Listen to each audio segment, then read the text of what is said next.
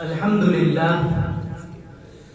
لله وحده والصلاة والسلام على من لا نبي بعده أما بعد أصحابي كالنجوم بأيهم اقتديتم اهتديتم أو كما قال عليه الصلاة والسلام.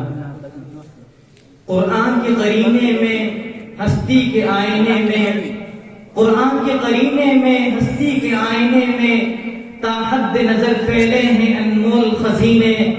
ہے مثل ستاروں کے میری بزم کے ساتھی ہے مثل ستاروں کے میری بزم کے ساتھی. اصحاب کے بارے میں فرمایا یہ نبی نے ہے آپ کے ہاتھوں سے ترشے ہوئے ہیرے ہے آپ کے ہاتھوں سے ترشے ہوئے ہیرے اسلام کے دامن میں ہے تابند نگینے.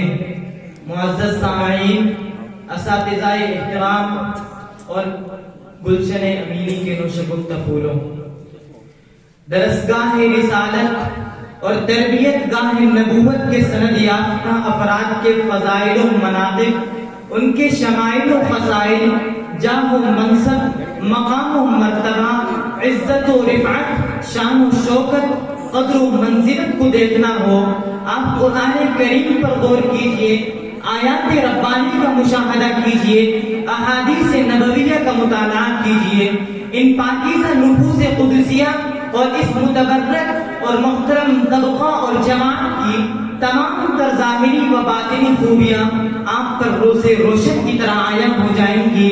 ان کی فضائل و مناقب اور ان کے شمائل و فضائل آپ پر اظہر من الشمس ہو جائیں گے.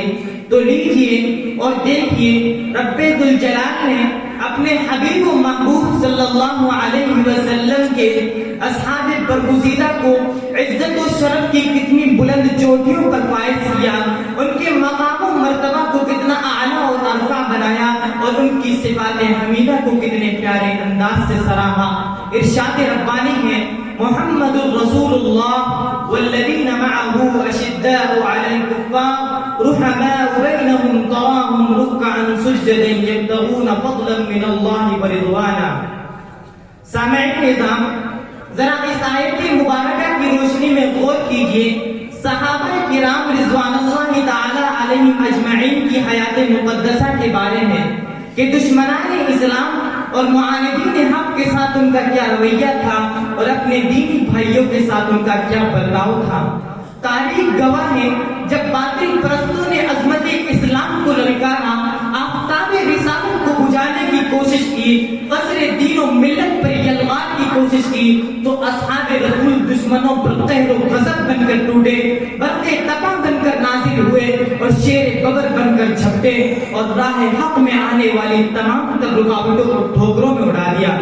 باطل کے سیل رواں کے سامنے سد سکندری بن گئے اور طاغوتی طاقتوں کی یلغار کے سامنے سینہ سپر ہو گئے.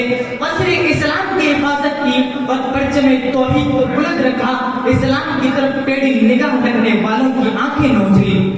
ان کی دینی حمیت و خودداری، رسول اللہ سے محبت و شیفتگی، قرآن کریم سے عقیدت و وارفتگی، جنت و مغفرت کی طلب و آرزو نے ان کو اللہ تعالیٰ سے اتنا قریب کر دیا کہ دنیا والوں کی خوشی اور ناخوشی کے بارے میں انہیں کوئی پرواہ نہیں. یجاہدون فی سبیل اللہ ولا یخافون لومۃ لائم. صحابہ کرام کو عند اللہ وہ مقام و مرتبہ حاصل تھا کہ دنیا کا کوئی فرد اس کا تصور نہیں کر سکتا، دنیا کا کوئی انسان اس کا تخیل نہیں کر سکتا، اس لیے کہ اللہ تعالیٰ نے ان کے ایمان کو معیار حق ٹھہرایا، ان کی محبت کو ایمان کا جز بنایا، ان کی پیروی کو سرمایہ نجات بنایا. اس لیے کہ اللہ تعالیٰ نے قدم قدم پر آزمایا، ان کو آزمائشوں سے گزارا، ان کے ایمان کو جانچا اور ان کے اعمال کو پرکھا اور پھر اپنی رضا سے نوازا، اپنی محبت سے سرفراز فرمایا. اگر ان سے کہیں غلطی سرزد ہوئی، ان سے کہیں لغزش ہوئی تو فوراً معافی کا اعلان فرما دیا تاکہ دنیا والے ان نفوس قدسیہ کو ہدف ملامت نہ بنا سکے، ان پر تبصرہ نہ کر سکے. مگر پھر بھی اس دنیا میں ایسے ناعاقبت اندیش لوگ پیدا ہو رہے ہیں جنہوں نے صحابہ کرام کو ہدف ملامت بنایا.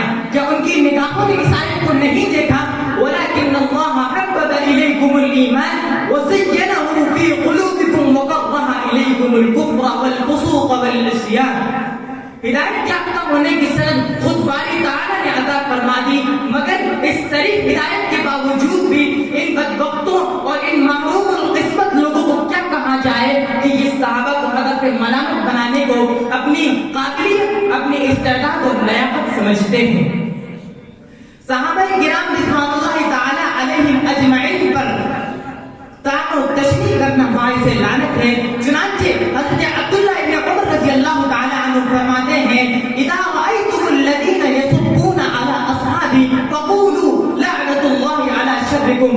حضرت جابر فرماتے ہیں رسول اللہ نے فرمایا ان اللہ اختار اصحابی علی العالمین سوى النبیین، جن صحابہ کا مقام و مرتبہ یہ ہو کہ انبیاء اور رسولوں کے بعد ان سے بہتر کوئی نہیں ہو سکتا، ان سے بڑھ کر کوئی نہیں ہو سکتا، تو کسی شخص کا ان کی لفظ پر اجتہادی خطا پر اعتراض کرنا اس کی حماقت کا ثبوت ہے یا نہیں؟ وآخر دعوانا الحمدللہ۔